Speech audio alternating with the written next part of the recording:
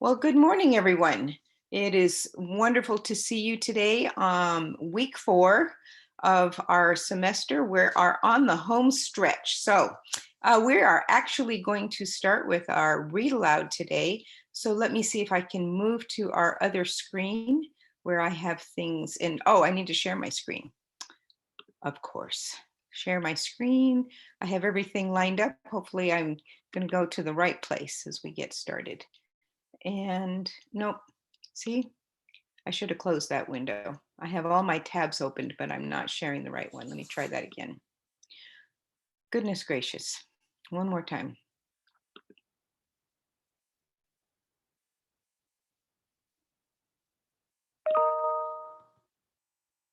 All right, now let me see. Here we go.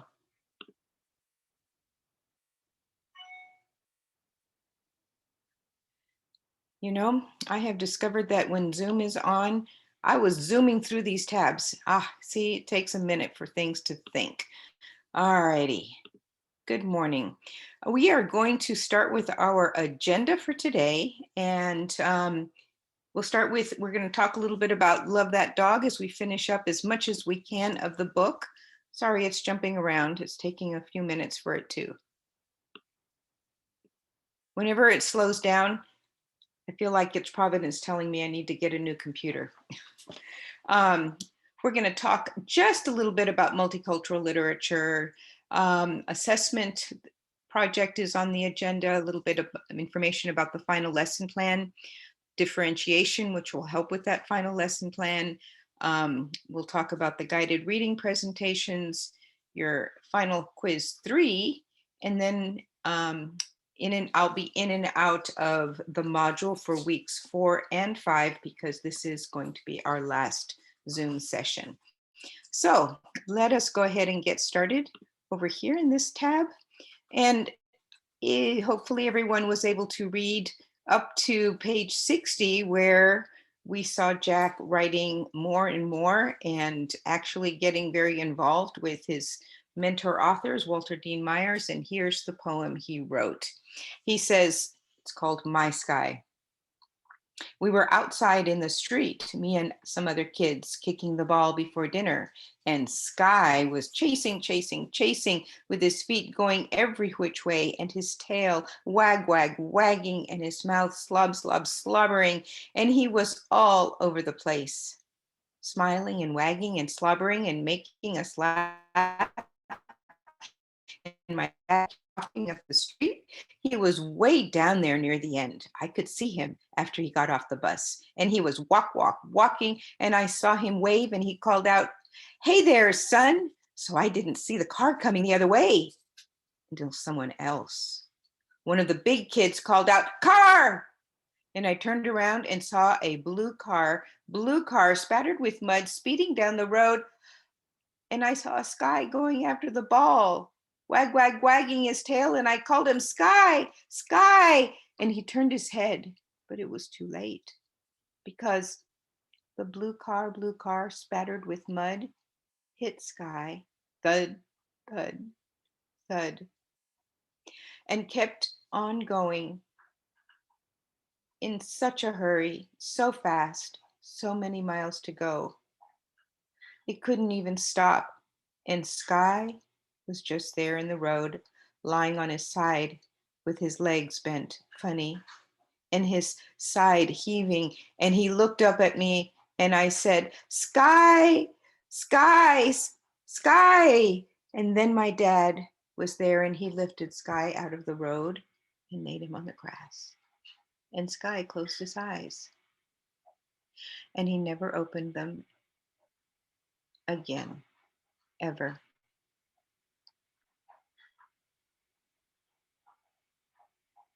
On May 15th, he wrote, I don't know. If you put it on the board and people read it, we might make them sad. Okay, I guess I'll put my name on it, but I hope it doesn't make people feel too sad. And if it does, maybe you could think of something to cheer everybody up. Like maybe with some of those brownies you make, the chocolate ones that are so good. Wow. Wow. Wow. Wow. Wow. Wow. Oh, wow. That was the best news ever. I can't believe it. Mr. Walter Dean Myers is really, really, really coming to our school. He was coming to our city anyway to see his old buddy, and he would be honored to visit our clean school and meet the mostly nice kids who like his poems. We sure are lucky that his old buddy lives in our town. Wow. So now we're way into the school year. It's almost the end, May 28th. The bulletin board looks like it's blooming words with everybody's poems up there on all those colored sheets of paper, yellow, blue, pink, red, green, and the bookcase looks like it's sprouting books, all of them by Mr. Walter Dean Myers, lined up, looking back at us, waiting for Mr. Walter Dean Myers himself to come to our school, right into our classroom. Wow. May 29. I can't wait. I can't sleep. Are you sure you hid my poem that was inspired by Mr. Walter Dean Myers? I don't want to do anything to upset him. June 1. Mr. Walter Dean Myers Day. I never in my whole life ever heard anybody who could talk like that, Mr. Walter Dean Myers. All of my blood in my veins was bubbling, and all of the thoughts in my head were buzzing, and I wanted to keep Mr. Walter Dean Myers at our school forever. June 6th. Mr. Slay, Yes, I'm sorry to interrupt you, but I can't hear anything at all. I don't know if it's my computer or I'm um, sorry, I cannot hear you. You sound muffled. I didn't know if maybe your hand's on the camera. She's saying she's having trouble hearing you, but I can hear you just fine. Might be on her end. Okay, I am so sorry. You might want to try to adjust your microphone because you were muffled. Maybe that was part of it. And I will try to be very, very close to my camera or my computer and not put my hands on the side. June 6th, Mr. Walter Dean Myers, thank you 100 million times for leaving your work and your family and your things people have to do and visit us in our school and our class. We hope you liked your visit. We think maybe you did because you were smiling all over the place. And when you read your poems, when you read your poems, you had the best voice, low and deep and friendly and warm. It was like reaching out and wrapping us all up in a big squeeze. And when you laughed, you had the best, best laugh I'd ever heard in my life. It was like coming from way down deep and bubbling up, rolling and tumbling out into the air. We hope we didn't ask you too many questions, but we thank you for answering every which one, and especially for saying that you would be flattered if someone would use some of your words, and especially if they added a note that they were inspired by Mr. Walter Dean Myers. And it was nice of you to read all of our poems on the bulletin board. And I hope I didn't make you too sad when you read the one about my dog Sky getting smushed in the road. And I think you like the brownies too, right? Thank you for coming to see us, Mr. Walter Dean Myers. Inside this envelope is a poem using some of your words. I wrote it. It was inspired by you, Mr. Walter Dean Myers. From your number one fan, Jack. Well, you can definitely see how Jack has grown throughout this school year. Here's that poem. Love That Dog, inspired by Walter Dean Myers, by Jack. Love that dog, like a bird loves to fly. I said I love that dog, like a bird loves to fly. Love to call him in the morning, love to call him. Hey there, Sky. And that's a simple poem but you can see all of the growth that he has throughout the entire year as his attitude has changed about writing. When you can notice that the various forms of repetition are things that he's seen and that he's pulled as he's inspired by them. And sometimes your students will be taking actual phrases and lines from poems that they incorporate into their own, because for some students, that's the way that they get started and they're not ready to move beyond something more original quite yet. But there's something else. When you think about Jack and where he was at the beginning of this poem, and you think about how reluctant he was to write. Perhaps he was reluctant because no one had inspired him. No one had read a mentor text. No one had showed him examples. No one had given them the room, the latitude to grow, and then given him space. Maybe it was the conferences, but maybe it was also the ability of a teacher to understand who Jack is and what his history is, what his story is, what was his background. Maybe writing about his dog that had been hit by a car was too much for him to deal with when she was insisting that he write about a dog. Maybe he wasn't there. And eventually he found his way to being able to write his poem. And then when you bring in these authentic examples of from real writers and actually having the ability to have writers come visit your class. Now we have Zoom. Once upon a time, it was very, very difficult to do that. And a lot of the authors will do Zooms for free. You certainly wrap your students up in this authentic world of writing. So I hope you enjoyed that book. It's short, it's fun, it can be used in so many different ways. The other thing I'm going to tell you is that when I read these books, sometimes I don't always finish them.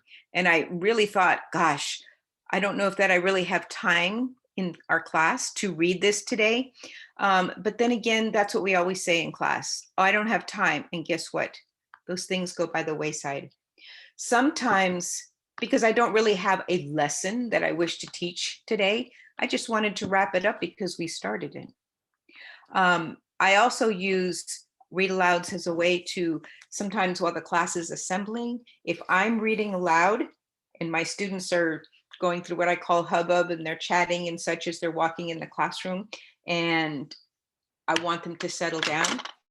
If they're involved in a book that they really want to find out what is going to happen next, they'll suddenly be very quiet. So it's a form of control at the same time that it's an engaging form of control.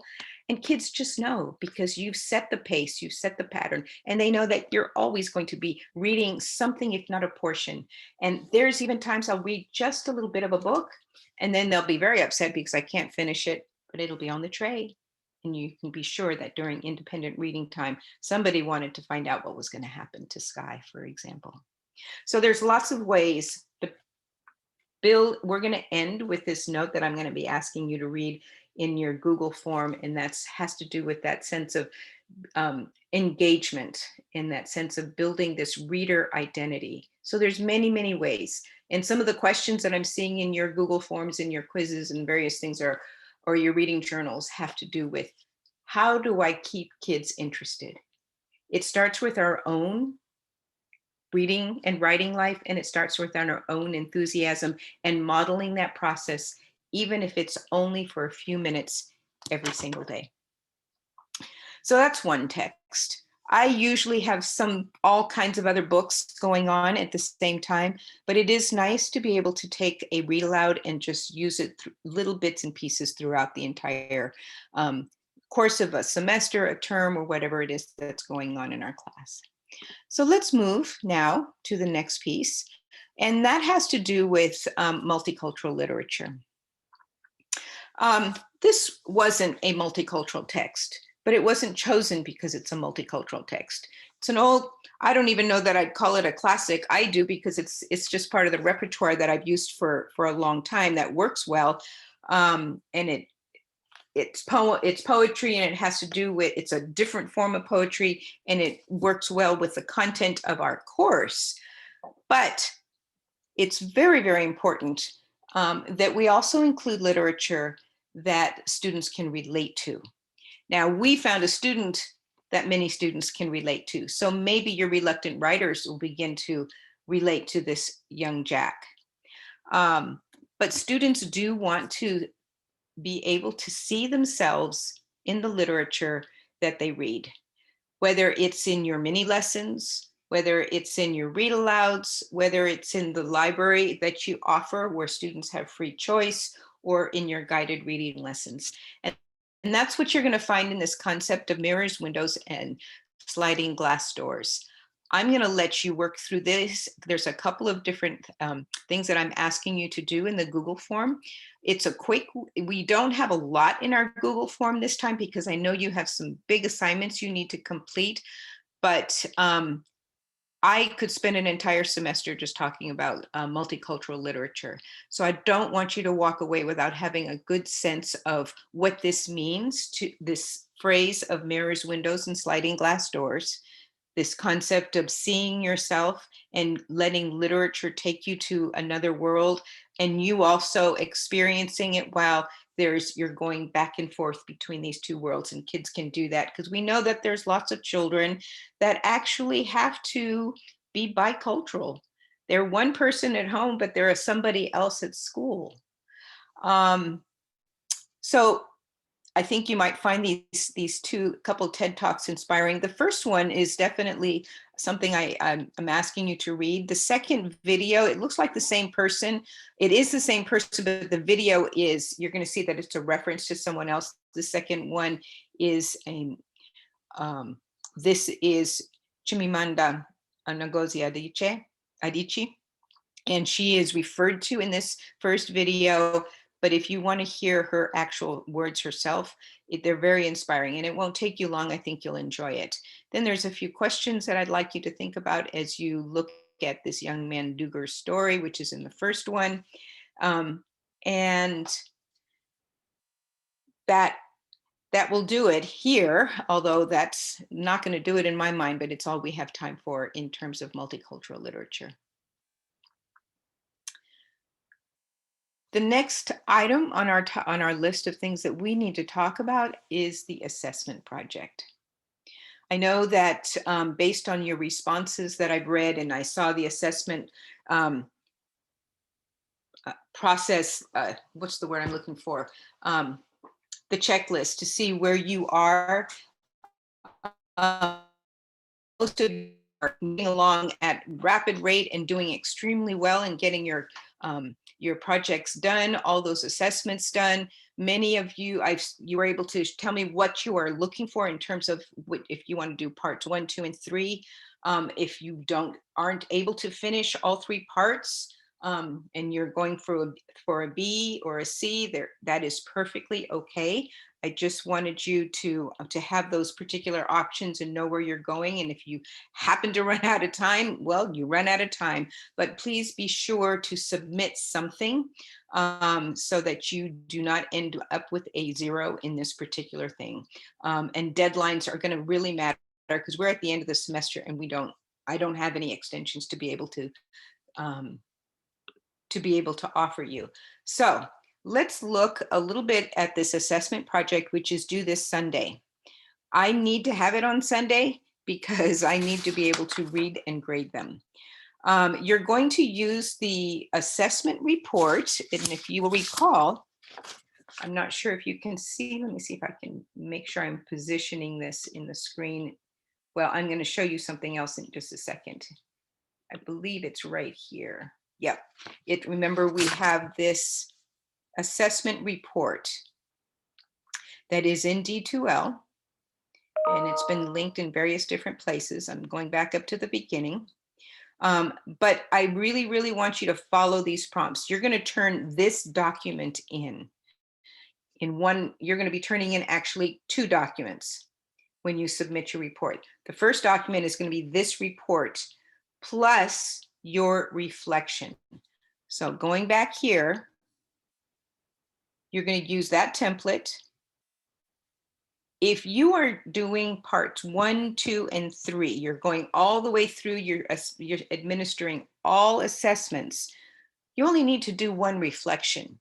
Even though at the end of every section on here, it tells you that, if you're doing part 1 and you stop at part 1, you have to still do a reflection. But then if you go on to do part 2 report and you have to do another reflection, and then part 3 and another reflection, you can do it that way, but it really makes a whole lot more sense, and it's less time consuming if you were to do one major assessment or reflection at the end, and then just have the pages that include what all the answers are to what your level of the reading passage, what passages did you do, just follow the prompts all the way through, and then write a reflection at the end.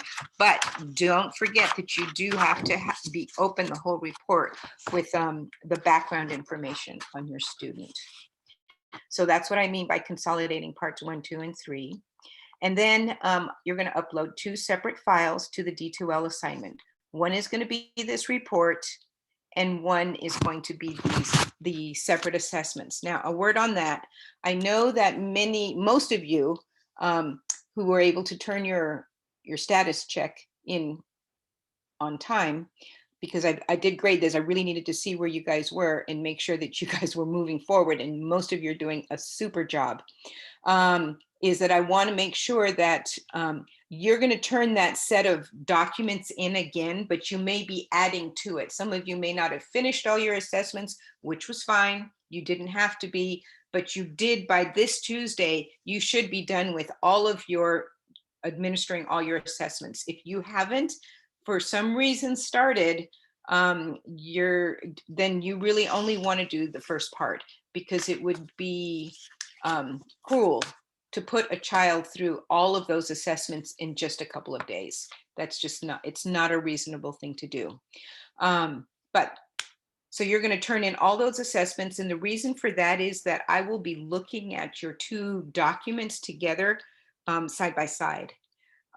If for some reason, I know that somebody had to turn them in all individually, that's not the end of the world, and I won't take points off for doing that. It just makes it easier for me to have a fluid document here, and then I just read them side by side as they're going up and down the screen.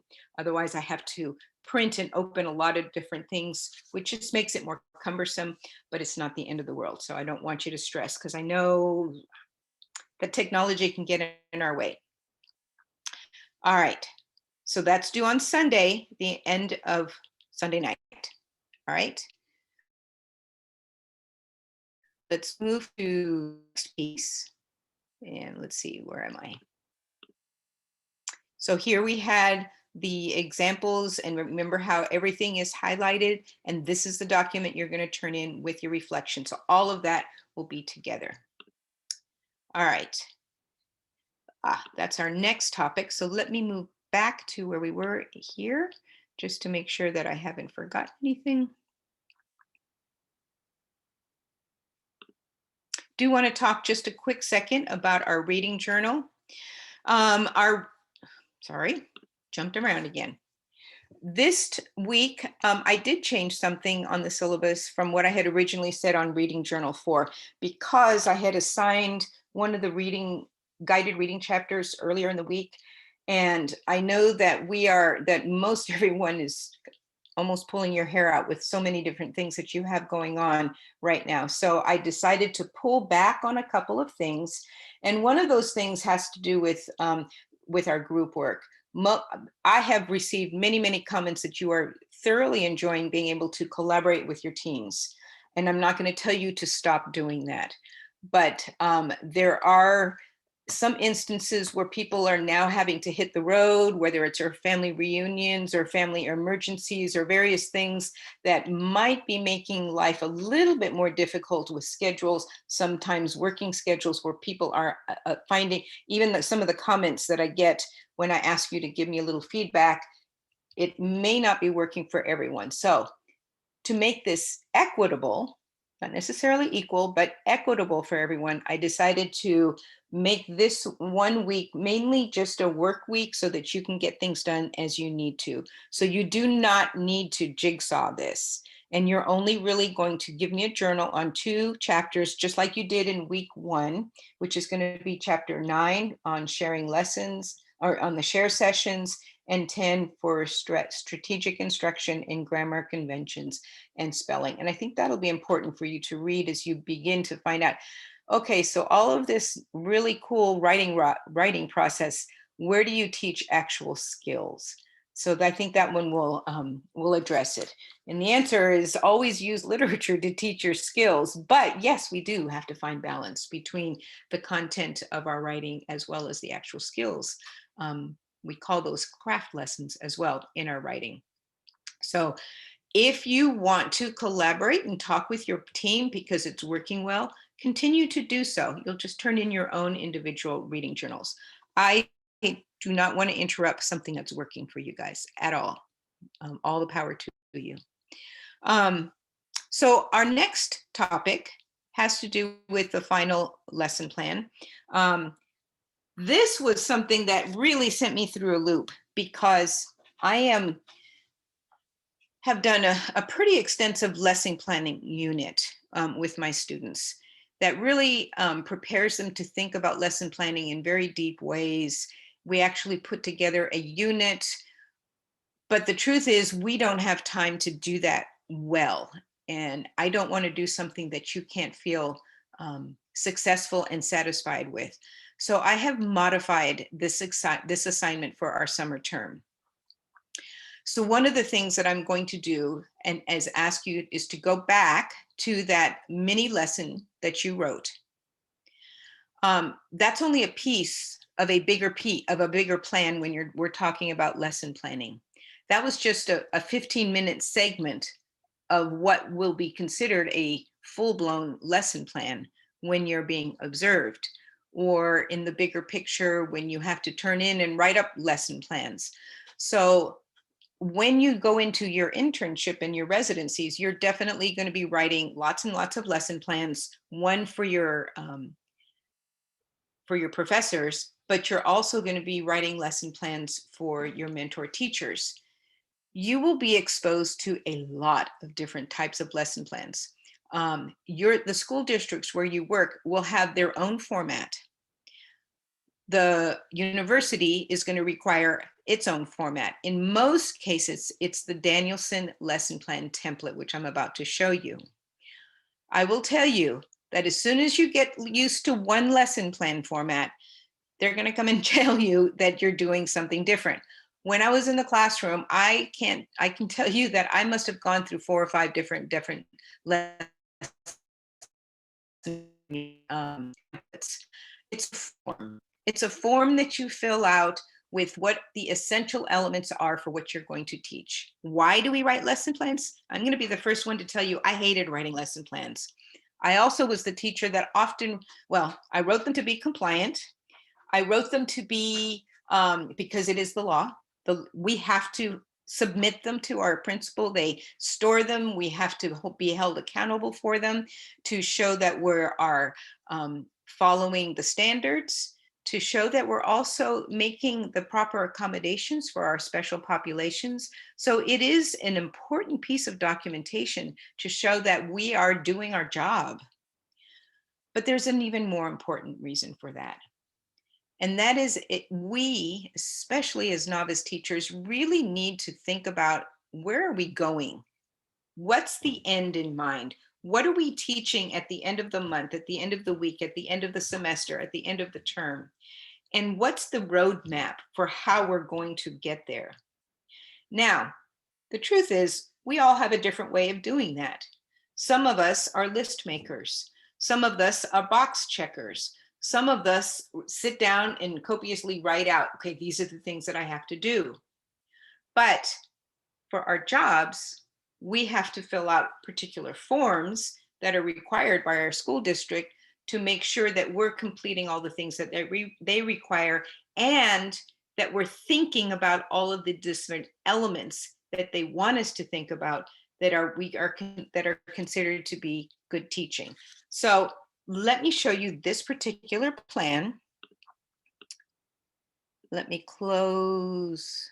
Oh, I won't close anything, just in case we need to go back to it. I'm going to jump ahead. Where did it go? I think it is right here on this tab. Yes, here we go. So in week 4 resources, and it's attached to the assignment as well, I'm pretty sure, you will see that there's this document called the Modified Danielson Lesson Plan.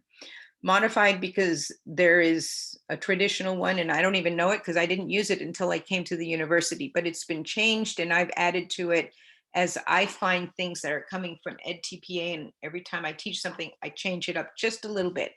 So you start by putting in your name, of course, and the title of your lesson.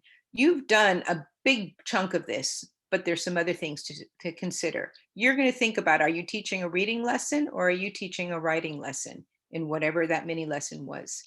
And what grade are you teaching? You know, what's interesting is when you did those mini lessons, you didn't have to think about a grade. You just had to think about a particular TEK, which we're going to look at in just a second. So what you need to do is now think about that little mini lesson, what audience now am I specifically going to be teaching it for? And one way to also consider that is to think about, what did you ask them to do? You had something in mind when you were writing it, but the other thing is to think about what text is that particular lesson best matched for. Now, we do know that we can use picture books for across all of the ages, but try to narrow it down to a particular grade that you think this particular lesson and text that you're using is best matched.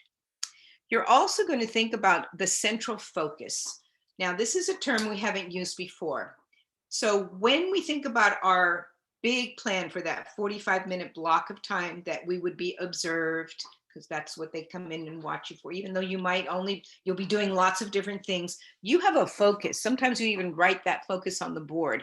And so you think about the central focus, for example, when I was teaching that unit on poetry, is for students to be able to use rhyming words. So a lot of that focus is, or the central focus is to be able to write a poem, or maybe to be able to do a poetry unit by the end of the week, where I used to have where they would do lots of different poems and then they would publish them.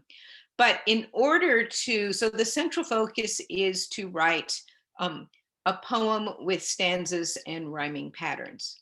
In order to write a rhyming poem, students will need to examine mentor texts with rhyming patterns. So you begin to see how you take these different prompts.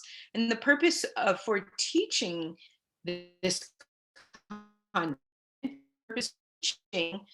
poetry, is for children or for students to understand that writing can be playful, writing can be fun, that there are various different genres of writing, and that poetry writing, rhyming poetry has rhythm and meter and is musical to the ear and can be read aloud. So narrow your focus as you think about these different elements to that particular lesson. And you may use these prompts. I encourage you to do them. The central focus is in order to, the purpose for. Use those prompts. You will see that language, by the way, should you end up doing EdTPA when you do your internship, you will see that exact language there. The next thing you're going to move to is something called learning targets or learning objectives. So you've identified that I tried to take out some of the things that we did not cover for EdTPA. Let me make sure I didn't make a mistake. Name the learning targets you have identified that will support the central focus, and list the assessments that will provide evidence that students have met the learning target. The learning target should be measurable and should indicate what a student will be able to do at the end of the lesson. So I want you to write a learning target in terms of an I can statement. When you go into the classroom, you have either already observed or you will begin to see that teachers are required to write their objectives on the board. usually you want to write the objective in student-friendly language, because kids don't understand all that TEKS language that TEA puts out. It needs to be, and it has been, and my principal would go around actually and sit next to a student and say, tell me what you're learning. I've had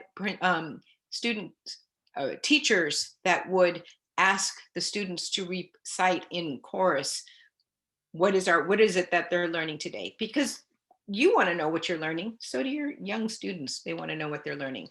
So all you need to do is write your one learning target for that one particular lesson. So the learning target is that I can write a poem with 4 lines that have a rhyming pattern at the end of the line. That could be something that simple, whatever it is that you were trying to do. So what's the related assessment?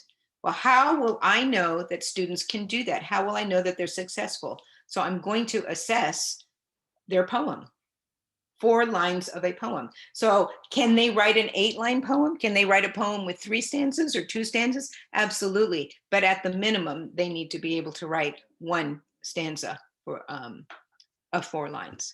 So that's how you fill out this part. This is where you move into the TEKS. You can see that it's already been highlighted for you. So let me move to these other 2 tabs, because all of this is in D2L, but I want you to recognize something. You may have seen in Reading 360 or some of your other courses, this thing called the TEKS Guide. I wish I had had that when I was in the classroom, but it didn't exist. This is incredibly wonderful. So let me go back to the beginning so you can see what it is.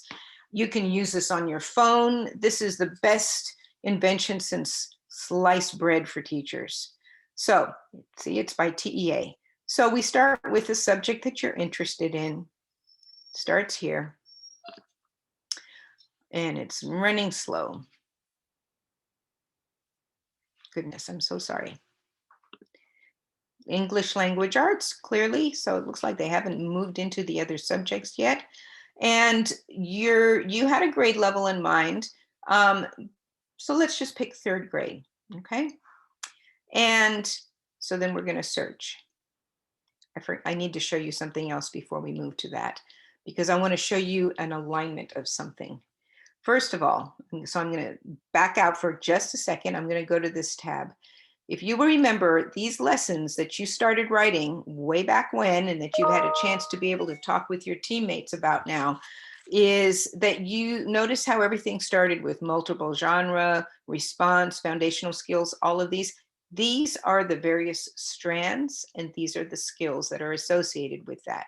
Of course, you had to do it with literature. So I want you to recognize the method to what we were putting together here.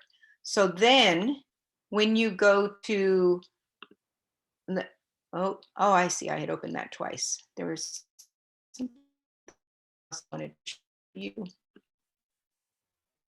Oh, it must, there it is. Okay, in D2L, you're also going to see a document that I think it has to do with new ELAR strand.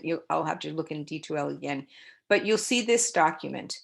I want you to also recognize, if you have not seen this before, when you're specifically teaching English language arts, K all the way through 12, they're the strands, these strands, I think there's 6 of them. They never, no, there's 7, excuse me. They never change, never, never, never change. And you can even see how they're aligned. Now this is because they were rewritten, they're not brand new anymore, but you can see that the first one is developing and sustaining foundational language skills. So this is your early years. This is, it tells you what the different smaller pieces are there, and then all of the different elements that are included in the right hand side. So I really like this little cheat sheet if you want to get an overview of where am I teaching, what are the specific skills in these particular strands. So you can begin to see that these beginning skills really only go through grade 5 and then they drop off, but everything else, oral language remains all the way through K-12. Vocabulary you never stop teaching that. You never stop dealing with reading independently, etc. Strand 2 has to do with reading comprehension. listening, reading, writing, etc., using multiple texts. Okay, so it's not that you're teaching texts, you're teaching comprehension skills. Strand 3 has to do with response skills, reading response. Remember, notice we do this K all the way through 12. Strand 4 is multiple genre. So this is where, remember we did the genre chart because it's really important that you understand the elements of all of these genre, because you want children to read across the genre, you want them to write across the genre. The TEKS ask you to do all of these things across the genre. And then there's particular themes that are, or different skills that are associated with each of those genre as you began to recognize in those genre charts that you did. Then what we also have is author's purpose and craft. Now we're moving into a bridge between reading and writing. When you read, you learn to read for an author's purpose and to examine their craft. How is it that they create, how do they use text structure? What's their purpose for reading? How do they create mood, tone, and voice or figurative language? These are the subjects of so many of our mini lessons and but notice these are reading skills and their writing skills. Because if you can teach a child to read, to understand what an author is doing, not to answer questions in a multiple choice test, although we do test them that way at times, but to understand the literature and why it works. How does it work? What did the author do? What were those special moves the author did? So that they in turn, this is that recursiveness. So that, remember that diagram where you're studying deeply the reading text, you're reading, and then you're moving into writing. So now they can start to write. Now they can start to do the same thing as they begin to examine and see it in their mentor texts, which takes us into specifically the composition skills. Some people call it the writing skills, but really think about writing. You've got writing, which is handwriting. But composition, well, that's something completely different. You're composing, you're creating, and you've got the two subjects. Notice again, we've got the writing process, which we have talked about. That's what this first book was about that you read. It's something that children go through in and out constantly as you understood the recursiveness and the non-linearity of it. And then you've got those genres again. So look at all the different types of things students need to be able to write. But you'll also notice at a glance, you can see the grade levels where some of the skills are more emphasized because it's more appropriate for the older levels, rhetorical analysis and literary analysis and such. But you can see how it grows to get to that point. And then finally, you have inquiry and research, which is done all the way across the genre as well. I mean, I'm sorry, all the way across the grade levels. You can see they don't start doing bibliography. Their grade is still elementary. But you have them gathering questions, teaching them how to question, how to critique things, and think critically more than critiquing at a very young age. So this is a useful, handy chart. I encourage you to download it and put it in your binder full of resources that you can use as you move along. You'll be given the TEKS, you'll be given things that you need to be able to use when you're teaching. It'll be in the guides and your curriculum, but this is kind of nice to see how things get laid out. So that said, this also helps you to see how things are being laid out. So let's pretend I go back to this chart.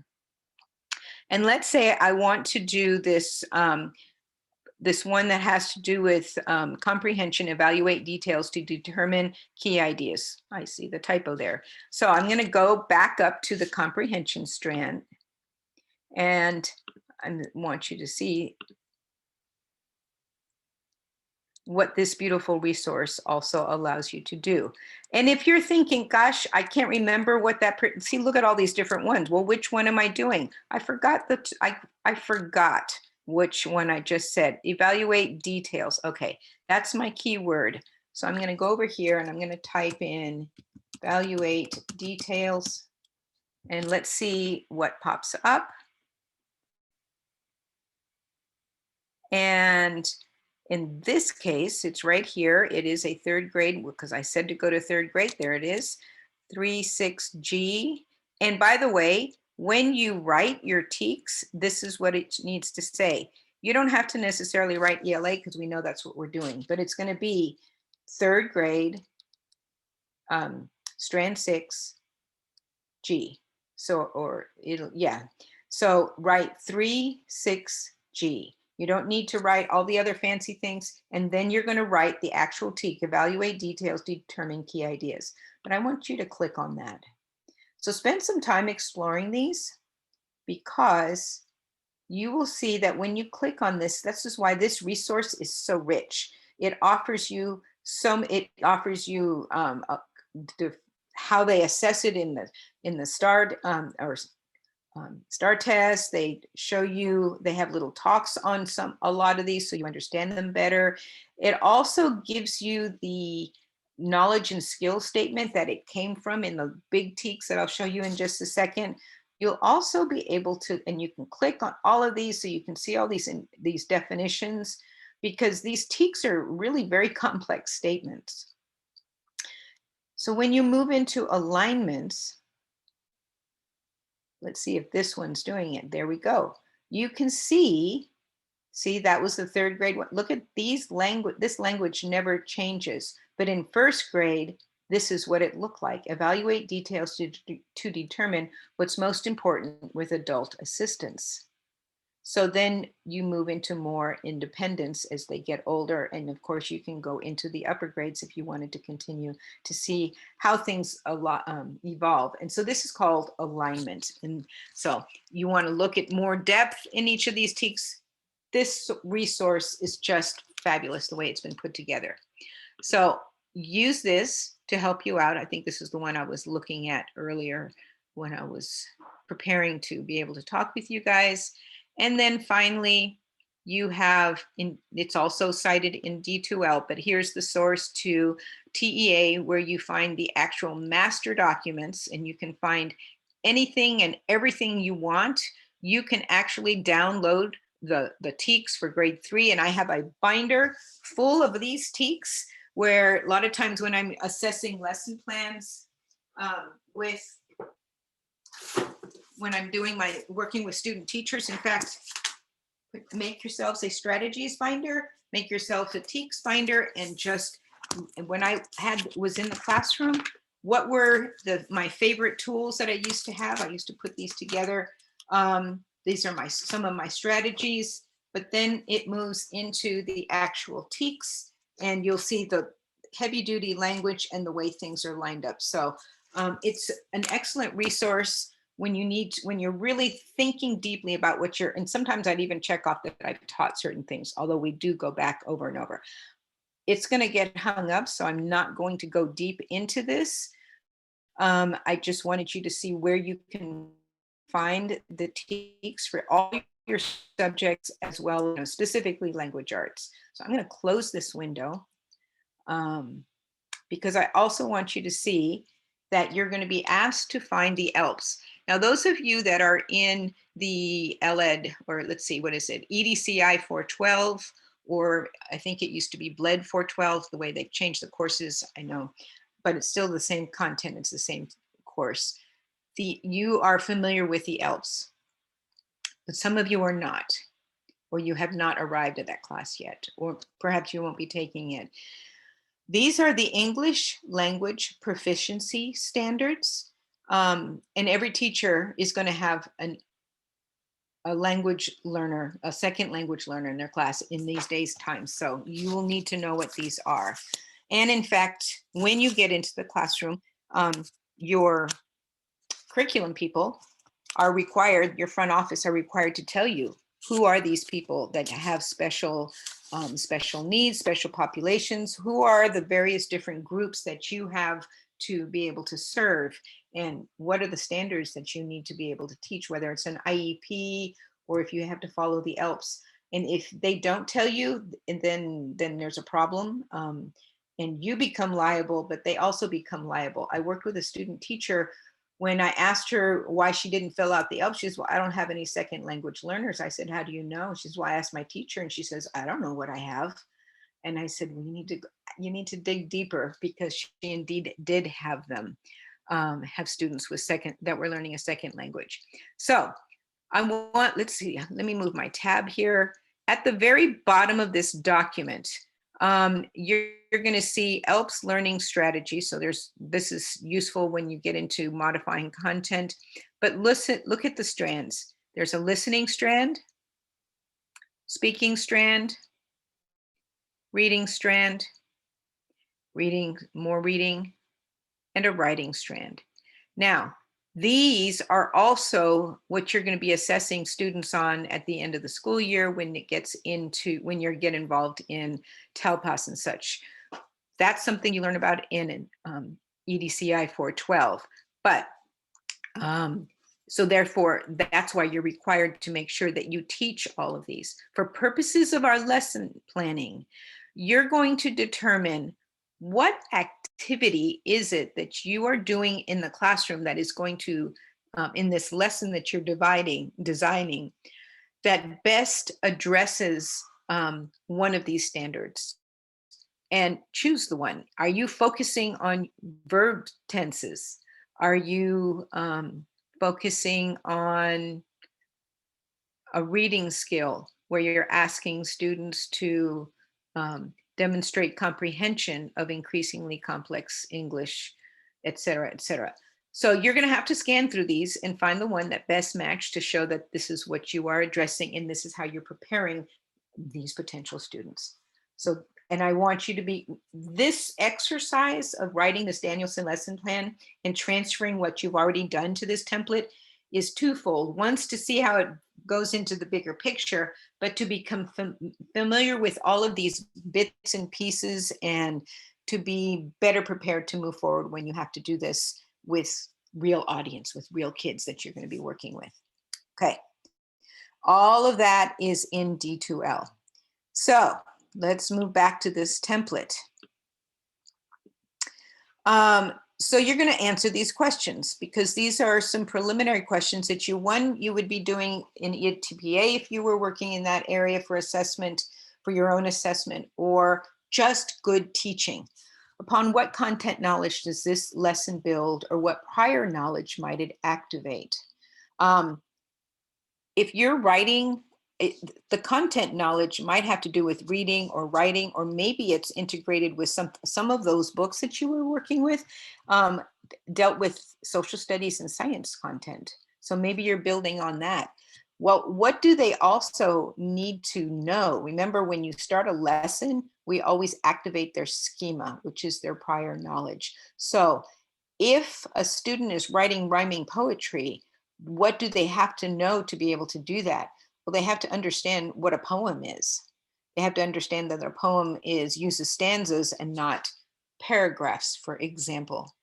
Think about the 21st century skills. Are you going to be, and these are some of them, critical thinking, collaboration, communication, creativity, and or have very specific technology goals. So do you have these in place? If you have, you may not have thought about this in that little mini lesson. So begin to think bigger than that 15-minute segment you put together. You may have to modify as you continue, as you create this bigger picture. Think about the cross-disciplinary skills and or connections. So, and these are all pieces that are part of the teacher evaluation system. So therefore, we're asking these questions so that you think about it in your lesson planning. Your mentor or your teacher liaison, which will be your professors in internship, they'll be conferring with you over these lesson plans and asking you a lot of these questions as well. So it won't be so hard cold the first time you do this. Cross-disciplinary skills and or connections. Do you write poems? Do we write poetry in any other discipline? Well, sometimes we write poetry in social studies. We read poetry we read epic poems. Now, that's not a rhyming poem necessarily, but in the bigger picture, poetry is used in other disciplines, not necessarily just English language arts. or we do it because it's part of the world of art. So maybe you write, or maybe they read poems in another unit. How are we making these connections for students so that they recognize how they fit together? You move into the materials needed. You've already had to list those. And technology, we didn't separate it out, but you can figure out what tech you're going to need to be able to complete this. Now, then you're going to move into this criteria for success. This is a little bit of a repetition on that aligned assessment. How will you know if your students have mastered the objective that you created, that you wrote at the top? So you're going to explain that. How is this relevant to the real world? This is going to tie very much into this 21st century and cross-disciplinary skills right up here. So explain that more clearly here. What else are you going to be using? We just talked about where you go. All you have to do is write down writing ELPS number, whatever it is, and write it out. Don't just give me a number, write the actual language. What does it say? Because I haven't memorized the numbers. Now, then you're going to transfer all of that information into this lesson plan document. So when we talk about assessment, you think about, and I'm sorry, this says may include 3 days of the learning task. That is part of the bigger picture that I took out, so you can ignore the 3 days of learning. What are you going to assess before, when you start your mini lesson? You are probably doing something to figure out where kids are at that particular moment, or before you get into that mini lesson, because remember, you're looking at a big 45-minute chunk. What are you going to do to assess that they're understanding during that lesson, and how will you assess them at the end of that 45-minute lesson or this learning segment if you're looking at doing poetry over a few days? For example, it's poetry. Technologies, materials, and resources. Sorry, I blended these two. It looks like there's a duplicate. If I can delete that, I will. Academic vocabulary. This is important. What terms do they need? An academic term might be stanza. It might be AB rhyme scheme. It might be alliteration, whatever it is that you're teaching in context of your lesson. Then you move into your workshop. This is where you're going to be able to plant your mini lesson that you did, but explain this. When you start your workshop, what does it look like? What's going on? What are you going to tell the children to do? Are they coming to the carpet? Are they working at their desks? Are you asking them to focus in a certain way? This is where I want you to scribe very, very specifically, what does this lesson look like from the bigger picture and not just that 15 minutes.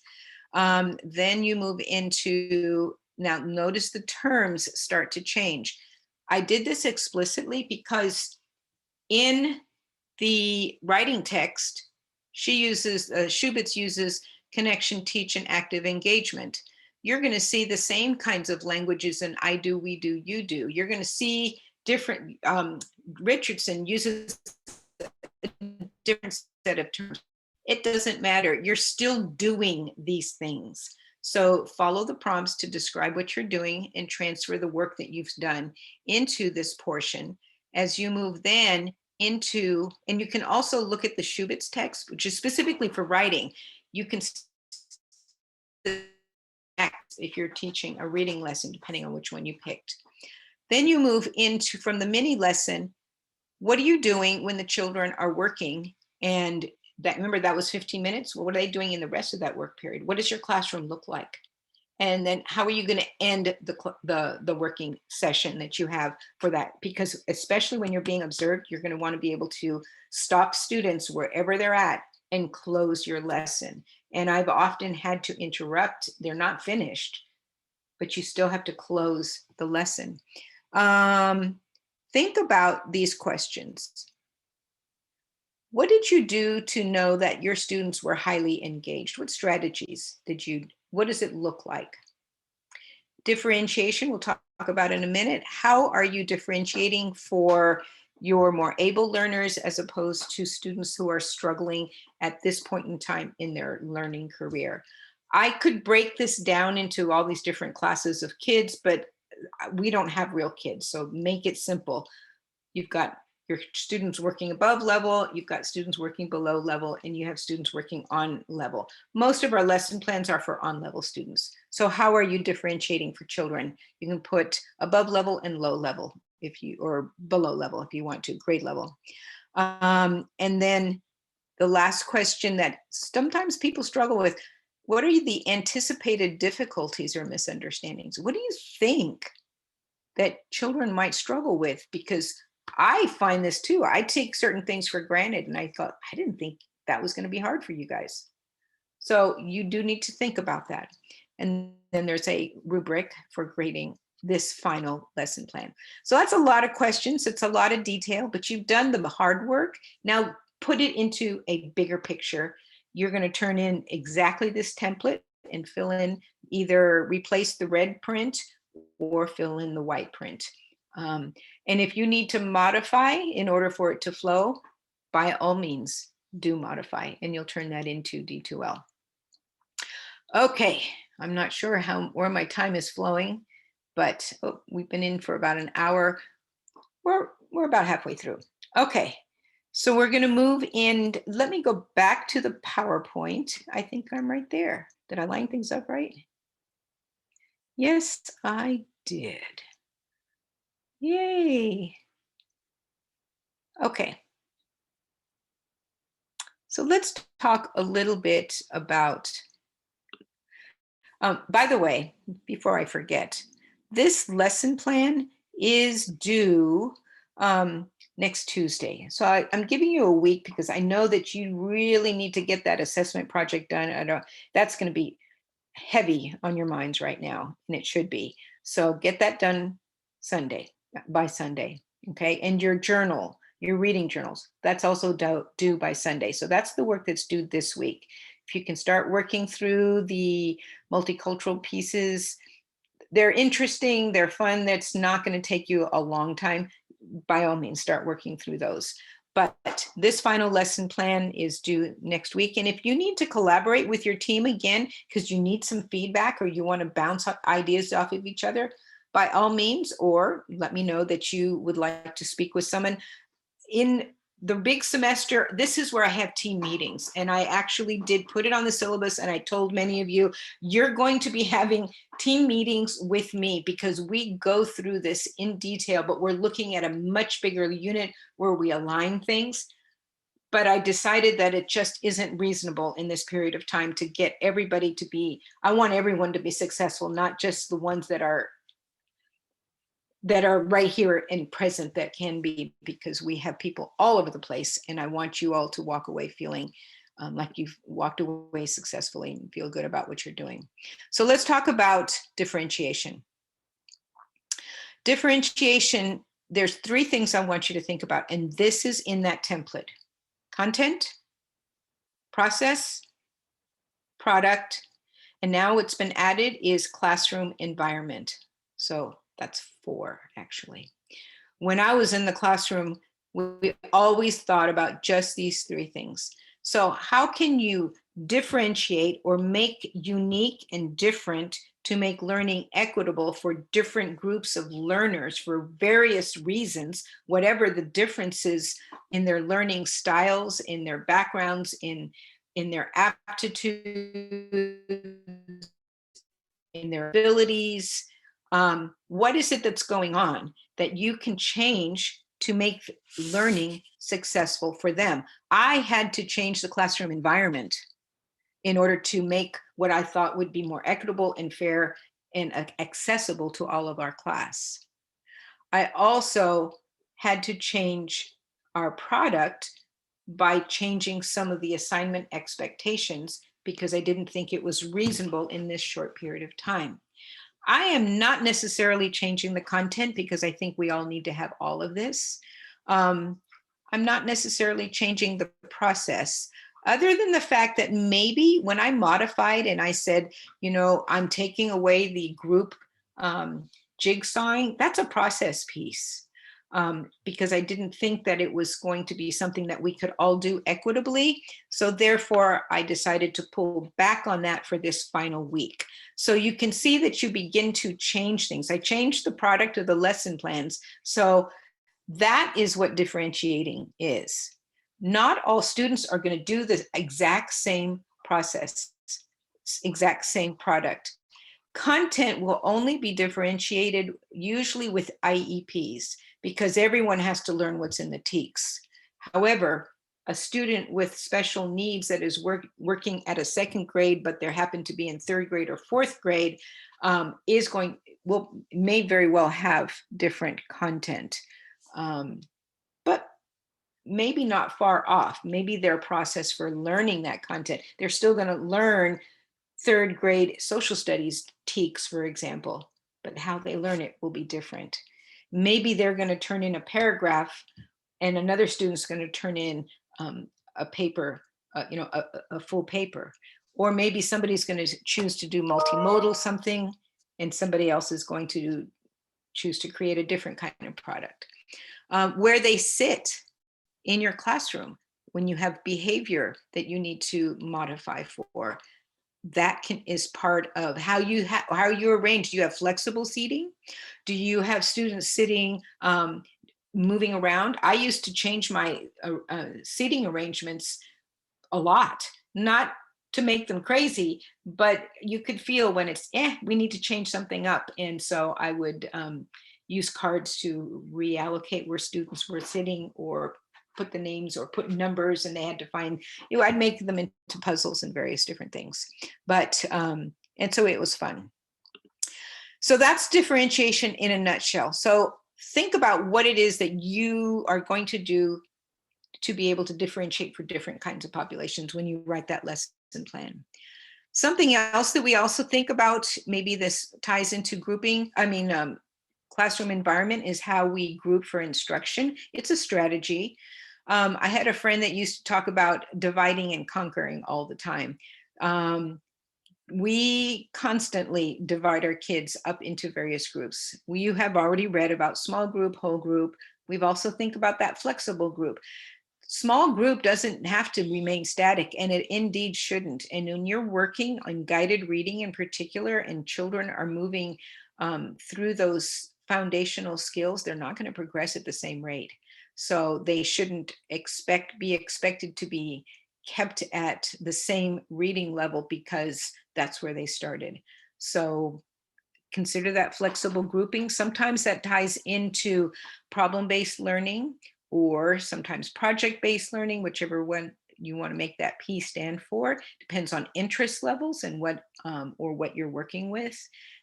Many lessons, of course, can be small and whole group teaching.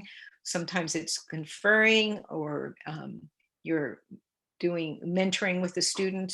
Or you bring in actual authors or parents to work with kids. All of that is grouping for instruction. And then, of course, think about instruction in terms of being homogeneous, heterogeneous, or flexible, as we said. So if you are teaching the whole class the same way all the time, you are teaching as if everybody is the same. And they're not. It might feel like that, but whole group, small group, you want to be constantly moving out between whole group and small group, whole group and small group. All right. Now we move into, and that's one of the reasons, because of the numbers of people able to attend, I would do more small group stuff in class through breakout rooms. But given the nature of the Zoom sessions and people being able to attend in different times in different ways, that's one of the reasons for the small groups, the support groups that I had. Although they remain static, short period of time, I think that works for a month. I just want to take you back to this concept of the gradual release of responsibility. Remember, we did the I do, we do, you do. These are the different formats you see. You might see this on a test. You might see this in a piece of curriculum where they're talking, what are these various inverted triangles? So remember, you're always working for that. We do is that guided instruction. And then that where you do it together, that might still be in that facilitated zone of proximal development in the middle. And the extremities, you have the students working, being completely responsible for their learning as they do it alone, independently, or if you are doing it for the student, or it's a very focused lesson where you're teaching in a very explicit way before you move into that zone of proximal development that is in the middle. That's the same model that looks like this. This is something that the model we used, what it looked like, the image of it in the district where I used to write curriculum when I was a middle school teacher. So we started out with model lesson plans, going into a shared lesson, into guided practice, and then eventually leading to independent practice, because I want you to get recognize these terms. The goal of this gradual release of responsibility, which I know you read about in the books, is a framework to provide age-appropriate instruction in a student's zone of proximal development, moving students towards transfer and independence. You want them to be able to transfer the knowledge and skills from one activity, from one grade level, from prior knowledge, towards becoming an independent learner. And then you start that cycle again as you introduce new things. So that's how all those pieces fit together. And finally, you have this workshop model. Remember, I showed you on that lesson plan, you have the opening. What are they doing? That's this little teeny tiny piece. It's just a little bit. And this is where you're also, you gather them, you have your opening, you have your mini lesson. It's all right here. Look how small that is. So what's going on in this great big, huge, big work period? So you have to be able to describe that and plan for that very explicitly. Are they in stations? What are those stations? What do the stations look like? How are you monitoring them while you're also working maybe with students in small groups or conferring? Are you bringing them to your table, or are you circulating and sitting beside them? I spent a long time sitting beside, because I was one, especially with middle school kids. And then the closing. How do you bring this cycle of learning to a close for the day, for the moment? And recognize that the Richardson text that you also have uses this. We talked about it before, the assess, decide, and guide model. So that ties into your reading, into your lessons again. How are you guiding them? How are you assessing them before and making decisions that'll take them into the ultimate mini lesson that you have, where you're teaching them in that zone of proximal development. So all that said, that ties us into something that I want you to think about when you're designing lessons. What's the difference between skills and strategies? When you have reading skills on the left-hand side, you think about comprehension skills often. You've got, or maybe you're thinking about the decoding skills that are part of those foundational things. But more often than not, that's just word calling, but they can't comprehend if they don't know how to read the words. So they do tie together. When you're talking about writing skills, you're talking about very basic skills like maybe handwriting, spelling, keyboarding, capitalization, etc. We teach those in those foundational years. We sometimes, but we're constantly working on sentence construction, and then we move into more specialized writing skills, etc. But all of this, look at this big chunk. All of these little skills, it's like writing, it's like comprehension. Same thing with writing strategies and processes. That's that writing process that goes into the things that one needs to be able to do. What is your strategy for being able to accomplish a particular skill? And there's a lot of overlap. So try to be clear in your mind when you're teaching this. We usually do a big breakout discussion, but I'm gonna let you think about that independently. And I want you to think, I've shown you these books before, they were on the syllabus. This was the Sarah Vallow books for writing. And she says, in particular, in reference to writing, You can think of the goals as the what and the strategies as the how. Strategies help to take something that proficient writers do naturally, automatically, and without conscious effort, and make it visible, clear, and doable for students, for the students' writers. So think about, you've read about setting goals. So a student is going to set a goal for something that they want to be able to do, or what I'll say when in writing in lesson planning conferences, what do you want your students to be able to know and do? So what's the strategy for being able to do that? We often think of those craft lessons and grammar lessons. Remember that strand, craft lessons. That's a particular strand. That's where some of this, that chapter 10 is going to tie nicely into this in the book. Reading skills and strategies, we think about decoding versus comprehension.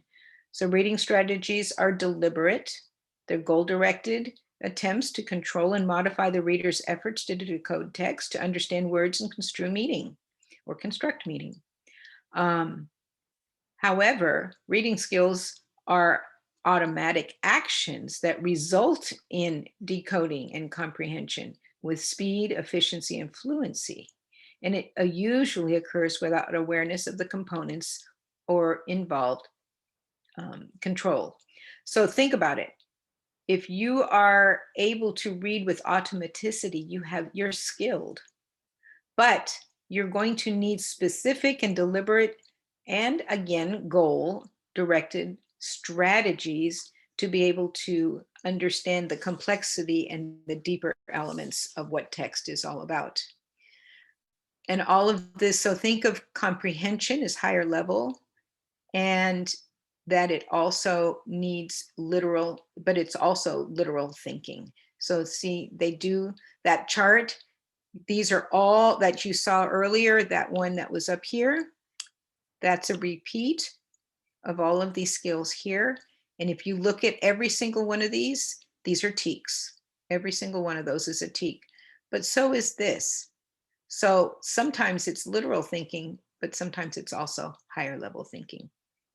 Is it's a strategy or a skill? We teach them both. So all of that. Also, I wanted to show you how a lot of these things are very explicit in this text. Now, we're going to move into the guided reading presentations at this point in time. And that'll be another piece that will be due next Tuesday. Originally, and I think I posted this in a slide last week, that you would be reading a particular chapter in here and doing a report on it. I've taken that out because I just feel like you have enough to do. So that's another modification that I made. I just want you to create a guided reading presentation over one of the topics, because these are just, again, those goes into, some of them will be strategies, some of them will be more skill or oriented. And I want you to be familiar and to learn from each other all those various different things. This book is so valuable, and you're going to find that a lot of school districts are using it. And once you get a specific audience, and once you start thinking about your student teaching, use this as a resource. You'll know, I'm working with third graders. They're working at this level. Let me pull up the book and see what it says. So hang on to this for sure. The other thing I want you to recognize is that Jen Richardson, Fountas and Pennell, Lucy Calkins, there's so many, those are the three biggies that I'm thinking of. They all have different systems for assessing, but they're really not that different. It's still kid watching. It's still taking some form of record, running record. It's still having conversations. It's still doing all of this work that you've done with this assessment project, which is why it is so important. And we also wanted you to be able to recognize that there's a bazillion assessments out. These are the most common. They'll just be tweaked according to whatever box set, system, or curriculum that you've been asked to do, but you'll be ready to adapt to whatever your district asks you to do now that you've gone through that exercise with our assessment project. And if you made a mistake, by the way, it's okay. We're learning, and I'm not going to be judging you on that. I'm be judging you more on your evaluation and that reflection that you're writing. All right, so let's look at the guided reading presentation. Excuse me. First of all, you are going to create a video that is up to 5 minutes of the strategy that you signed up for. That's going to entail approximately 3 to 5 slides of whatever format you choose. You decide what it was going to look like. Some people use Prezi, some people use just Google Slides, some people use PowerPoint.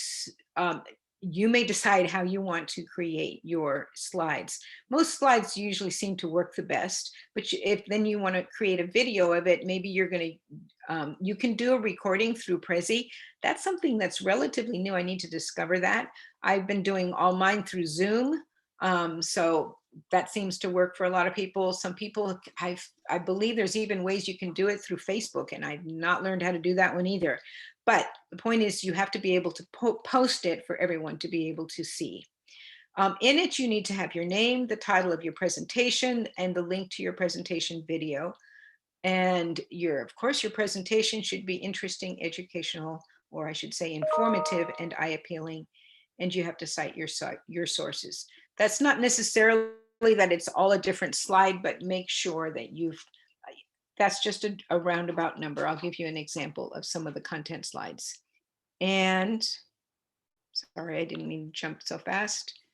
You'll post the video to Padlet, and this is what the Padlet is going to look like.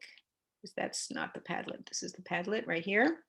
So I created a new one. The link is in the Google form. You will just post them wherever they go because you're going to be watching these presentations next week. So you have to absolutely Tuesday morning, 9 o'clock, they need to be posted no later than, because I'm going to be asking you to watch all of them because your final quiz will include this information, will include things coming from these slides that you're going to be watching each other's presentations. When you go into that Padlet, if you want to make comments to each other or put stars or ratings or whatever, you are welcome to, or something thumbs up like, whoa, that was awesome, by all means, but you're not required to, but you are required to take notes for yourself so you can prepare, and you have to see them all. So you have 2 days to do that. So these are due Tuesday morning. You will have all of Tuesday, all of Wednesday, because on Thursday, the final day of the course, will be the quiz, and it'll be open all day long on Thursday. So I'm giving you also an alternative to this assignment, at least on recording it. If you are uncomfortable or do not want to bother with the technology pieces on creating a video, I will open up this Zoom room on Tuesday morning at 9 o'clock, and you can give your presentation there. And I'll just take whoever's presenting. I will take all these presentations. Maybe you put it together, but you didn't have a chance to actually give it. But you want to give that presentation in a bulk session where I will include whoever's present, and then I will post that. That is perfectly okay as well. If nobody shows up by 9:30, I will close the room, and that opportunity will be gone. But either way, let me make this as easy and useful and as possible for you. So see, another form of differentiation is, as I think about this, is offering various ways for people to accomplish something. So let me give you an example. I have 3 slides, and we have 4 slides left, 5.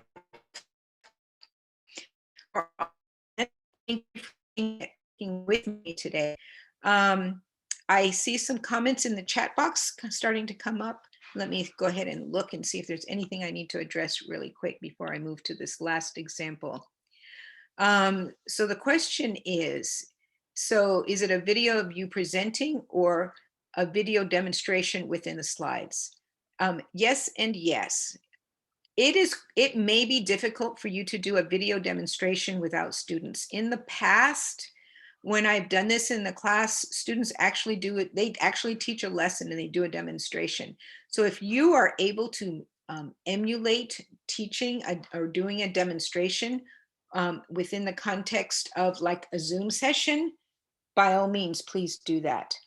Basically, you are teaching us what it is that you have learned and researched for that particular topic that you signed up for. And if you remember, these are them. So I know that many of them say demonstrations. So I am going to have to be flexible with whether or not it's a demonstration, depending upon what resources you have available to be able to present this through Zoom. Does that help answer that question? If you're doing an interactive read aloud, for example, you could demonstrate that as if you were going to show us, this is what an interactive read aloud is, this is what it entails, and I'm going to do so many pages of a particular book as you model that. That can be demonstrated within the context of your lesson, for example. So you can pretend you have fictitious students out there. I've even seen it done where I've, when I taught 350, I had kids or had students do a read aloud, and they had to pick someone, and then they Zoomed and recorded themselves. And so in some cases they had their kid there as the student that they had on the other side. So you may orchestrate this in whatever way you think is going to help us learn best. Does that answer the question? It's a great question. I know someone else will have it as well. I think someone Yes. else was stating, do you physically want to see us in the video, or can we just do a voiceover and within like Google Slides or PowerPoint? Either way is fine. I do not necessarily need to see you. You can do a voiceover, but it needs to be, if you do a PowerPoint slide and it's just something that you've recorded, that will be different from being an actual video. So try to bring an element, a live, as much of a recorded live presentation to this as much as possible. Does that make sense? Sometimes we will see your picture in the side, but you don't have to be the mainstay of it, because like in my case, you can see that you see much more of the slides than you do see me in these cases, unless I'm not sharing.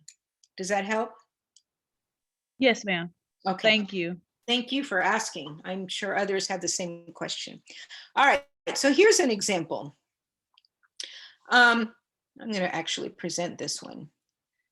It's nicer when it's big. I picked a topic that no one else had picked, and that's the first couple of them called text gradients and text continuum, which has to do with leveling books for readers. And I wanted you to recognize that you're going to see this in your elementary classrooms quite a bit. You will see bins throughout your classrooms where different levels of readers are organized with these different reading levels that are, alphabetic, and depends on whose system you're using. This is the Fountas and Pinnell system that you see here on the right. And I say Fountas and Pinnell because they're the ones who came up with these leveled readers for their instruction and came up with the first benchmark kits and such. And quite a few of your districts will already have these, but not all districts will, because they're expensive. They're very, very, very expensive. I remember when I taught in Crowley ISD, but I was teaching middle school as a literacy specialist. They didn't have it in middle school, but they did have a kit in elementary school. And I used to have to borrow from the elementary school in order to do assessments on students, because I needed to do the IRIs on children reading in middle school. They didn't have this stuff. So, in elementary, you're going to see this to be more prominent. However, here's some things that I want you to think about. And I think I posted in D2L a resource article, if not I will, that talks about the fallback of using leveled books. Leveled books is a tool. It is absolutely a tool for being able to teach children how to read text that is accessible to them at their instructional level. So really, your bins shouldn't be labeled in your classroom as much, and although you will still see that, as much as you should have a resource library. Maybe there's usually a book room or the library or a room that's a teacher room where you have these books available to you, and there they should definitely be labeled so that you know how to choose books that your children are going to need. You might need to have a set of 6 books maybe, so that you can do small group instruction. This is something that you're using for your instructional texts. So 6 to 8 copies, maybe 2 small groups, 1 large group, whatever it is that you're going to be doing, working with. You want to make sure that you have access to a variety of topics and genres, and for a full range of levels that you have access to. It's also going to take you quite a bit of time to be able to amass this type of classroom library, because it costs money. It costs a lot of money, and not everybody is able to afford that. It takes time. There's lots of teachers, the donors choose and the various ways to acquire your classroom library. But I use my classroom library to engage students in books they want to read and books that are meant for independent reading. So don't label your classroom library. Why? Because you don't want your children to know what level they're at, because then it becomes very, very competitive. And if you're going to have students that are reading at a particular level, you know you're going to have students reading above that level, and you know you have students reading below that level. And nobody wants to be recognized as reading at the lower levels because they're not quite ready to read the same books that most of the kids in the classroom are reading. Nor do you want the kids that are really high to be in a position where either they feel uncomfortable or feel distant from the rest of their kids. They need to read books that are interesting to them. They want to read books that are fun. And if they pick a book that's just not perfect for their independent reading, that's okay, because maybe there's something about that book that intrigues them and it may just help them to grow. But during instructional guided reading, you do need to have access and know what are the different types of texts you have, and are you teaching them at your level. So maybe those little labels are behind your desk, but by all means, do not encourage kids to be selecting books by their level, because it's not that simple. You absolutely need to consider the text factors of complexity, which I will show you in just a minute. So if you wanted to, you probably have seen these categories where you've got A is your kindergarten level. I mean, Richardson has her own leveling system, and she has her own letters and such. So whatever system you use, again, I'm telling you, you'll be ready. Just use the materials that they have, but this is how it works. And kids are going to go through that continuum depending upon the complexity of the materials. So we talked about text complexity last time. Here's something else I want you to look at. There's quantitative indicators, qualitative indicators, and the reader and task indicators. This is really important. The quantitative has to do more with the text itself. What types of words are there? Does the text contain more multisyllabic words or monosyllabic words? Are the words rare that are being used in the text? And look at the sentence length. Are the majority of the sentences long or short? When you look at this little teeny tiny sample here, you have elementary on the left and middle school on the right. The sentence on the left, listen to this, listen to the flow, listen to the complexity of this text. The people who lived in this upset the parking lot was going to be built over their favorite park. That's one sentence, simple sentence. It's a long sentence, but there's nothing really difficult about the words in that sentence. It's straightforward. Many of the people got together and marched in front of City Hall, holding signs to protest the new parking lot. And then of course there's a picture to support it. So that is much simpler than this middle school sample. The citizens, frustrated at the impending destruction of their beloved park, organized an anti-parking lot protest in front of City Hall. Notice this text, it's smaller, there's no pictures, it's one sentence, and that was definitely, has bigger words, and it has, there's different clauses. It's a very complex sentence. So that's the difference, that those are the elements of text complexity that you want to look at in something that you could think of as being a very simple or small book. Look at the text structure. Is it sophisticated? Does it have problem and solution, for example? Does it have some of those higher comprehension skills that you're going to be teaching? Are the complex sentence structures frequently used in the text, like when we just saw? Is it just one isolated sentence, or is it all like that? Does the text provide text support such as headings, vocabulary, bold, glossary, pictures, images? Those are other indicators. But then above all, something we can never lose sight of, it's the reader. Reader and task indicators. Does the text demand prior knowledge or content knowledge in order to construct meaning? If you are reading about a topic that kids, if you're reading a book about dinosaurs and kids have never heard of dinosaurs, they're going to struggle with that, even if it's a simple text.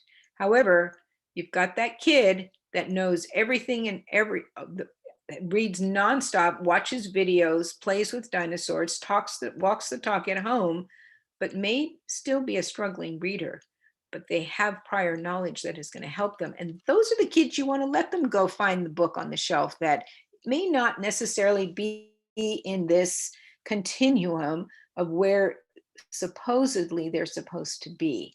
Just make sure that you're teaching them the skills they need at that instructional level. Is the text highly motivated? Well, if it's something you want to read about, it's highly motivating to them. So it's not so simple as say, make sure you're only reading in your level. And notice also in grade 1 how many levels you actually go through in a year. This is one of the most important years in teaching reading, and first grade teachers have a special place in my heart because they teach a lot and they show the most dramatic growth in those early years. And then of course it gets smaller and smaller as they move up. Texts become more complex, but they've mastered all of these skills that you have to teach in those early years, which is why there's such a focus on the science of teaching reading, but don't lose sight of comprehension as part of those early skills. And let's move to this last slide in my little presentation that I would give you. I don't have a title slide or my bibliography on here, but I am giving you the nuts and bolts in the middle as I'm explaining. Again, you've got your different reading skills. These are your comprehension skills that tie into what Fountas and Pinnell use is their wheel of systemic or strategic action. Again, remember, you're going back to that word strategies. Why? Because those levels that we just talked about is a teacher's tool. Those gradients are just a tool. It's not the label that you want for your children because you hope they're not going to stay in the same place, but children shouldn't be labeled. You just need to have something that makes your job easier. And then again, look at all of these different strategies that are accompanied by particular skills and things that you're going to be teaching along the way. All of this correlates to your TEKS, but I particularly like this wheel because it puts things in a good context when you're thinking about when you're teaching reading. You're teaching children to think within the text. You're teaching them to think beyond the text and about the text. So a lot of this is in reader response, it's in comprehension lessons, it's through our dialogue and our discussions, which takes me to this very last slide. And when we're teaching reading and writing that we know is so completely integrated, We are, in order to do everything that you've just designed and all of these things that we've been talking about, you are dealing with building that community around these basic elements that build that rich literacy classroom. We just talked about how important dialogue is, the inquiry that you have, but building, remember, inquiries, that's a whole strand in the TEKS. Teaching kids to be curious so that they can be critical thinkers. Revisioning their writing, but also you as a teacher revisioning your lesson plans and thinking, okay, this is what I did today. How did it go? What do I have to do tomorrow? Maybe my plan is going to change. My plans used to change overnight. Remember I told you I hated writing lesson plans, but that didn't keep me from planning. I planned all the time. I was planning 24/7. Unfortunately, I was the kind of teacher that everything I saw became a lesson. So it was in my head, it was scripted on notes, it was filling out those boxes that I didn't like doing. But I did it because I realized I had to, because it was part of my job, and I became more proficient at it over time. But that didn't ever stop me from constantly planning. There's a balance, a trade-off in our jobs. Being able to teach with empathy is differentiation is a big part of that. We're teaching for equity. We're teaching deep content learning when we're teaching those skills and those strategies through the literature, whether it's multicultural literature, whether it's in a guided reading lesson. And we, the apprentices, I'm sorry, I said that wrong. They are our apprentices because we are the mentors, and so is the literature, as we're teaching them in small group and whole group in various different ways. All of this is authentic when we're using authentic literature and giving them authentic reasons to read and write and not keeping them stuck to that level. That's not authentic reading. When you're learning how to teach a kid to tie shoes and they happen to be tying shoes early or a little bit later, we don't chastise them because it's not their time. The same thing goes with literature. And of course, hopefully you're going to have a classroom that's filled with very, very rich discussion, which leads to this rich literacy culture that I hope to see in your classrooms one of these days. I think that is what I wanted to show you today that sums up where we are. Oh, I do have one last slide, and that has just basically, we don't have a presentation next week. You're just going to wrap things up. Just as a reminder, your assessment project is due on Sunday. Your reading journal is due on Sunday. Your final lesson plan is due on Tuesday at 9 o'clock. Your guided reading presentation is due on Tuesday at 9 o'clock. And the Google form, it covers weeks 4 and 5. I changed that date a bunch of times because thinking I just want to get it early, but you know what? It doesn't matter. You're going to go through that and do this at your pace and get it in by 9 o'clock. I have to have all these things in because I still have to read and grade them. And you need to then take that quiz. So if you are not on time with your guided reading presentation, it's going to hamper the rest of the class. So get things posted. Let me know if there's issues or problems or concerns, things going along the way.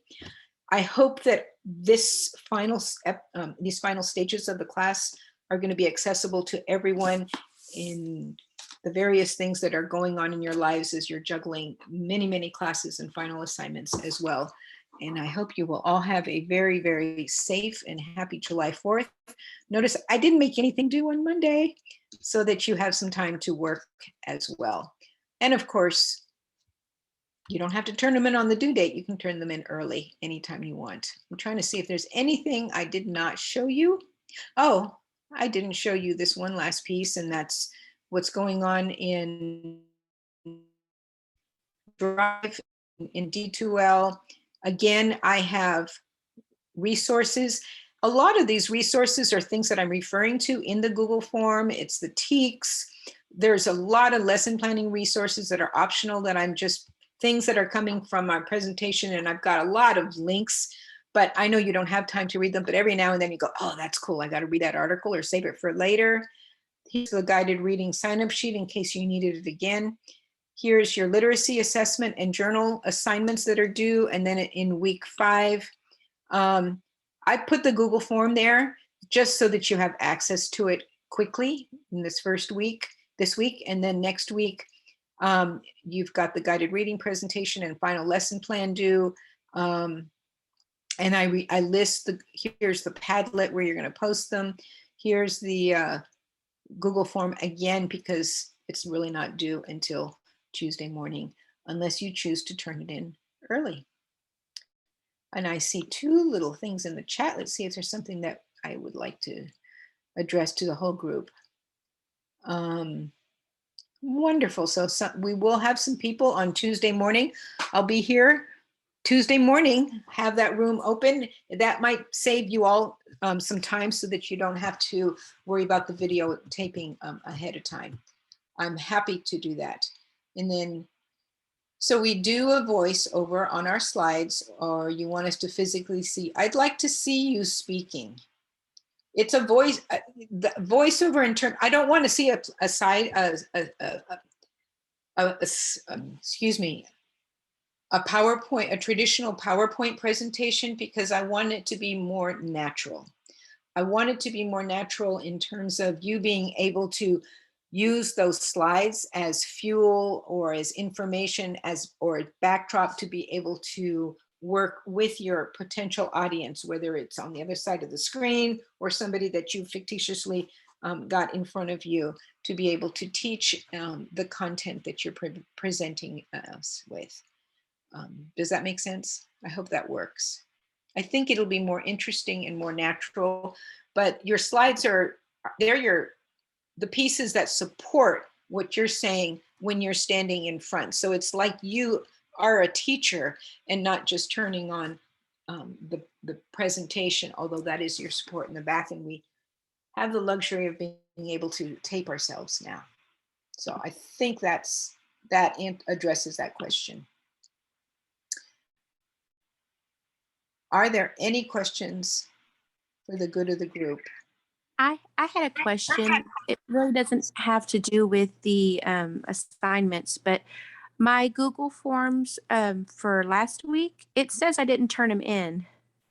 Okay, let me show something to the group right now. I'm so glad you raised that, because I'm going to go into student mode. There's 2 things that you need to do when you're turning those forms in. And I'm sorry, it's taking a minute to think. Maybe let's close some of these tabs that we don't need while it's thinking. Oh, see, it popped right over there. Let's see if it's already.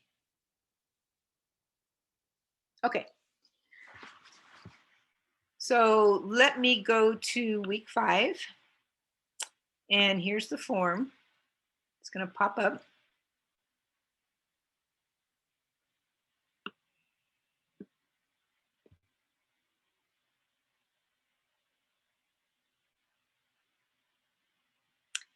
And in this final week, this is what I'm asking for. Usually I had some sort of instructions at the beginning.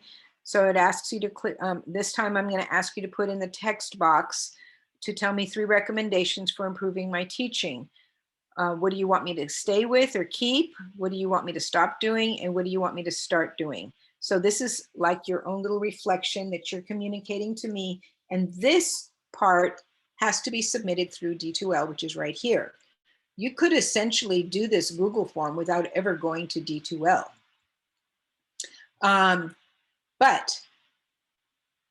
And I can post the link to the form outside. I don't know if you click on this.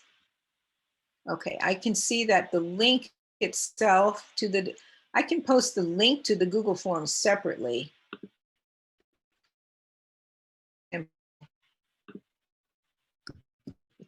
I'll put it in where's the chat box?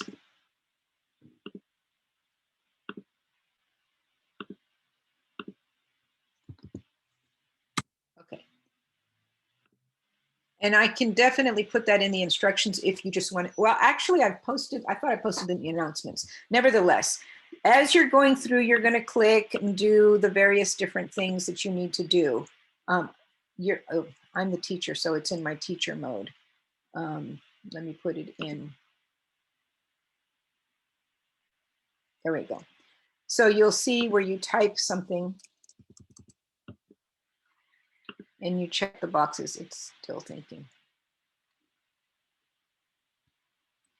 But once you have completed these various different pieces, oops, excuse me.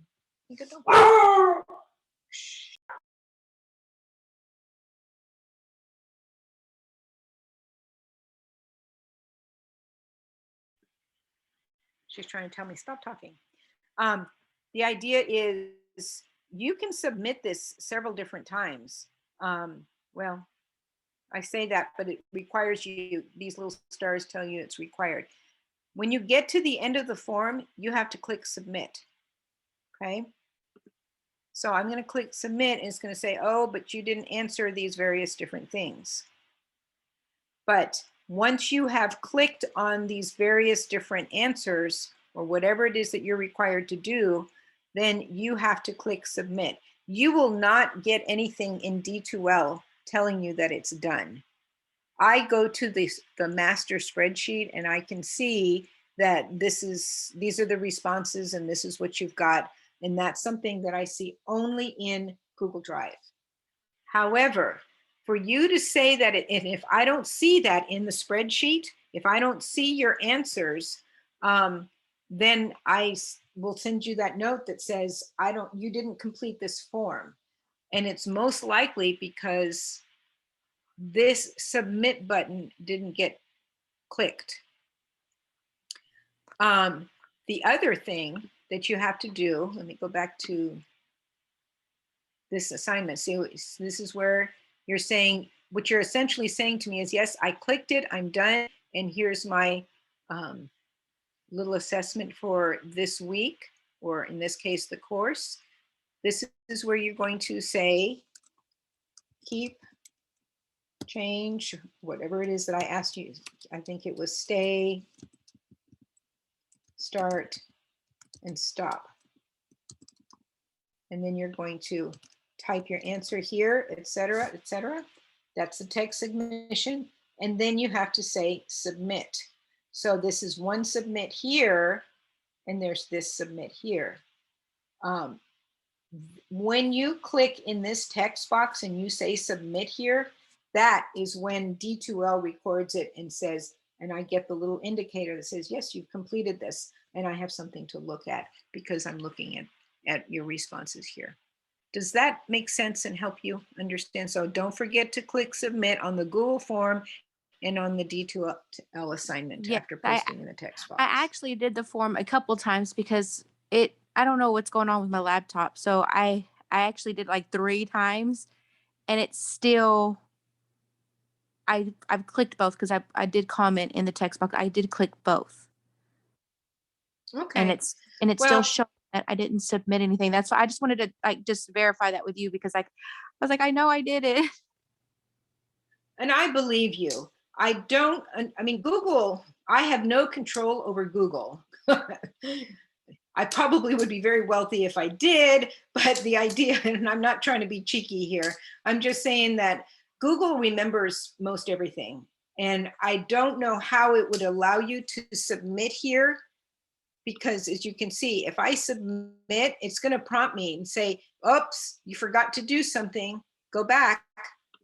See, you forgot to do something. Okay, and I'm being random here, but I'm trying to show you that this is what you might see. Let me try it now. I still forgot. Okay, Dr. Slay. Okay, let's see. Yes. Now am I done? Submit. No, I forgot. Oh, other. Okay, am I done now? Oh, it's thinking it must be okay. And that's what you should get. See, and that's where it did take me, but it didn't send me, because I know one week it lets you send the responses to your email, and then like this week it didn't give you that option to send like responses to your email. Oh, okay. Let me check something. If that's the case, if that's what you're looking at, that's me. That's the setting thing. I can check and see if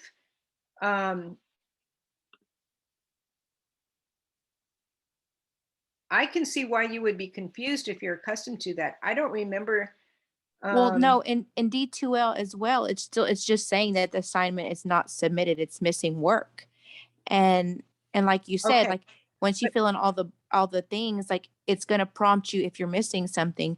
But if it's sending me through as if it's all complete, um, I just that's why I guess that's what I'm asking.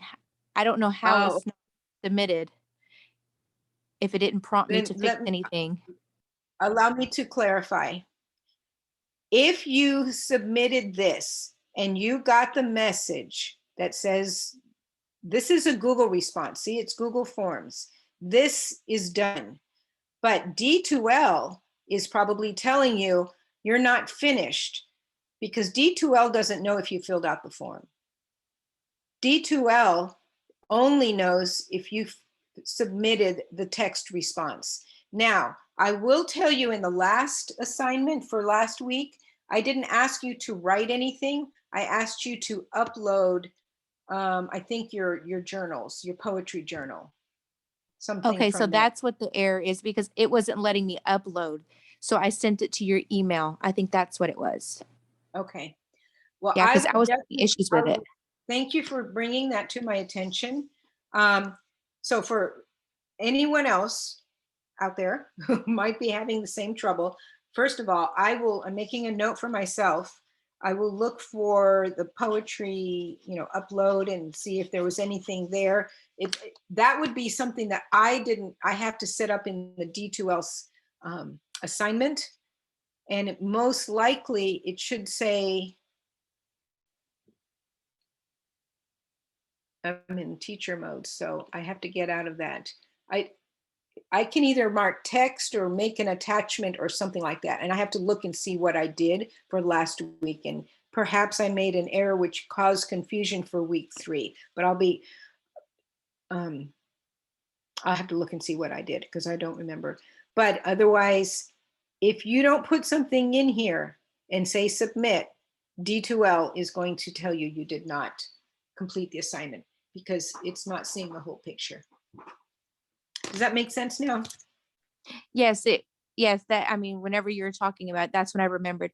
That's why I sent it to your email because I couldn't get it to upload. And I should have just put something in there, but I didn't think of that. I just knew I was having issues uploading everything. And maybe I now that I think about it too, is that see these boxes here, right here? Do you get these little boxes? These little Yes. pictures? See, this is how you upload, but I realize now that I didn't give you instructions on how to do that.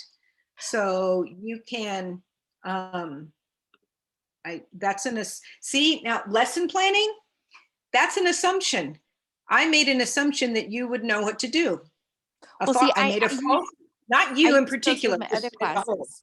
Huh? Pardon me? Yeah, Sorry. I used that for my other classes, but I think it's just my laptop. It's just not, it wasn't letting me upload. It wasn't even letting me open the files at all. It wasn't letting me open anything. So that's why I just wanted to make sure I submitted it at least to you on time in the email. Well, and I appreciate that. And I will definitely, I'll take that. I appreciate that. And thank you for allowing me to record this discussion because I'm sure there's somebody else that has similar questions. So thank you, Ree, for allowing me to be vulnerable. Okay, I think some people have to go. And I am going to go ahead and stop recording, but I'm happy to answer questions if there's anyone else that has a question.